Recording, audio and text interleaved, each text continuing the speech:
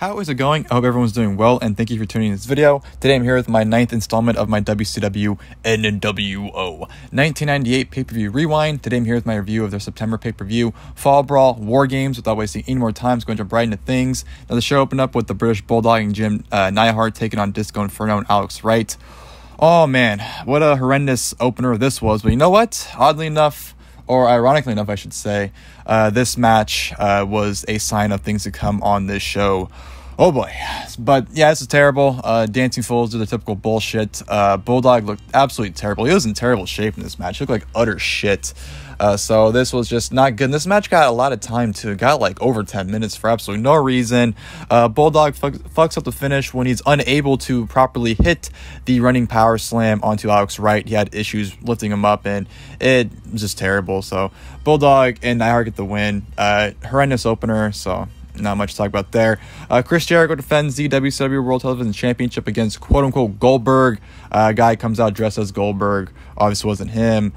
Jericho toyed some fun with them. The guy that was Goldberg actually had a spear on Jericho, but then Jericho went apeshit, locked in a Lion Tamer, got the victory to retain the championship. So it was funny. Jericho was great. You know, Jericho definitely has been one of the highlights in 1998 in WCW. His character is really evolving, coming into the Jericho we love today. So you definitely saw it here. So Jericho was entertaining, but yeah, obviously it wasn't really a match. It was just more of a segment. The Cat taking on Norman Smiley. Why the fuck is this on pay-per-view?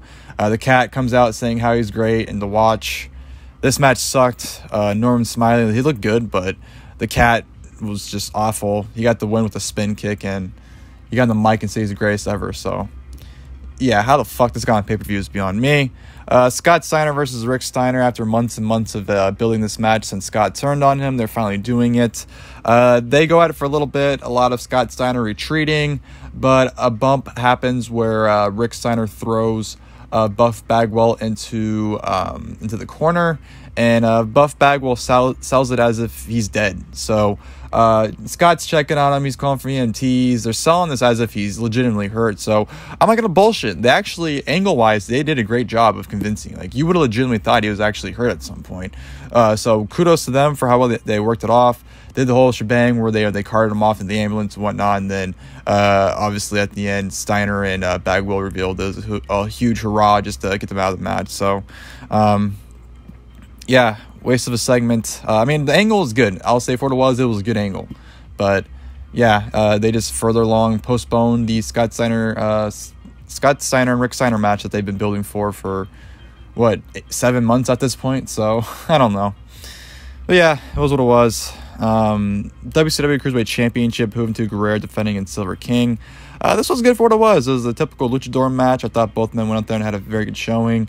Juventud with the Juve driver, followed by the 450 to get the victory to retain the championship. So, fun match. I thought it was good for what it was. It was a good Cruiserweight match, and at this point, the best thing on the show, and only thing, honestly, worth watching the show at this point.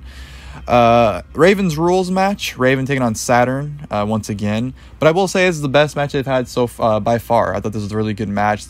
Everything was clicking. They just had a really good paced match, and I thought it was very well done. Wasn't a huge fan of the interferences though, but it made sense. Obviously, stipulation was that if Saturn got the win, that the flock would have to dissolve. So that was the stipulation. You had Lodi at ringside, and you had Canyon handcuffed to the post. Lodi got involved, which Saturn just hit him with a DVD through a table. Konnan got involved, hit a flatliner on Saturn, but Saturn's able to kick out of it. Saturn had Raven into the rings of Saturn, but Lodi got back involved, which led to Raven hitting an even flow DDT for a great near fall. Tremendous stuff. Saturn hit some suplexes, end up catching Lodi in midair to hit another DVD. And then end up hitting Raven with one to get the 1-2-3 to win the match. So Saturn defeats Raven. Really good match, actually. Match of the night by far. Obviously Raven and Saturn have worked with each other, or at least been in match with each other the last 4 pay-per-views they've had. So at some point they're bound to have a really good match, I thought. So it happened here. So yeah, good stuff and a good way to end the feud. Curt Hennig taking on Dean Malenko. This is just Malenko working on Curt Hennig's leg the entire time. Just working on it to the point where Rick Rude gets involved and causes the DQ. So that was that. All right, Anderson comes running out afterwards to make the save, but ends up getting hit with the double hack sandal by Rick Rude. So Rude and Hennig get the upper hand. Waste of time. Scott Hall taking on Conan. Scott Hall, I don't know if this was legit or if he was working people, but it comes out drunk because at the time, 98, it's very possible Scott Hall could have been drunk on TV and pay-per-view like he has before, him and Nash. So whether he was playing a worked character, working the gimmick, or if he was legitimately drunk or not is beyond me. But obviously he stumbles in the ring, he's playing off, he doesn't know where he's at. And him and Conan just had this really boring long match. They just do a whole lot of nothing. The most exciting part was the end where he locks in the Tequila Sunrise, gets the submission victory. So Conan actually gets the win at the end. But yeah, very boring match. Just a lot of holds from Hall. Not a whole lot going on. But the finish was exciting. I'll give it that. And then, of course, to go to the big main event, which was WarGames. Of course, the winner, whoever got the win in WarGames, would go on to face Goldberg at Halloween Havoc for the WCW World Heavyweight Championship. Hollywood Hogan, Bret Hart, and Stevie Ray taking on Nash, Sting, and Luger, taking on Paige, Piper, and the Warrior. This sucked. No one gave a shit. This was not WarGames worthy. It was just letting people in the ring. Hogan didn't even wait his turn. He just went in the ring. The whole flashy entrance with Warrior where he was in the ring, then Hogan beat him down, then he disappeared, and then Warrior made his entrance again, but then Hogan just left the match, even though it was the #1 contender match. Hogan gave up. Hogan's so scared of Warrior, he gave up his world title shot because he was so scared of him. I don't know. It didn't come off good, but DDP gets the win, hits a diamond cutter, 1, 2, 3, ends up winning the match to face Goldberg at Halloween Havoc, so yeah, not a good match by any means. I don't even know why there were teams, because it was literally everyone for themselves. Like, at some point, Bret was attacking Stevie Ray, so I don't even know why they bothered doing teams when it was literally everyone for themselves. So, I don't know, but terrible match to end a terrible fucking pay-per-view. If I thought Road Wild was bad, which it was an awful show, this was even worse. God, this was a shit show, and oh, God, please don't ever watch this show. This is absolutely terrible. So, yeah, not Halloween Havoc, Fall Brawl, 98.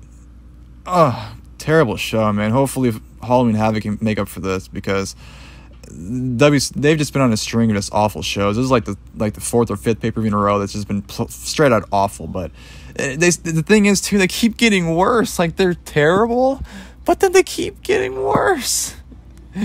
Oh man, WCW, you're killing me, but thank God I'm almost done. I only have three more pay-per-views: Halloween Havoc, World War III, and then of course Starrcade, and then I'm done for my pay-per-view one. So hope you guys enjoyed the video. If you guys did, please feel free to leave a like below, and of course next time I'll see you guys then. Thank you guys for watching the video.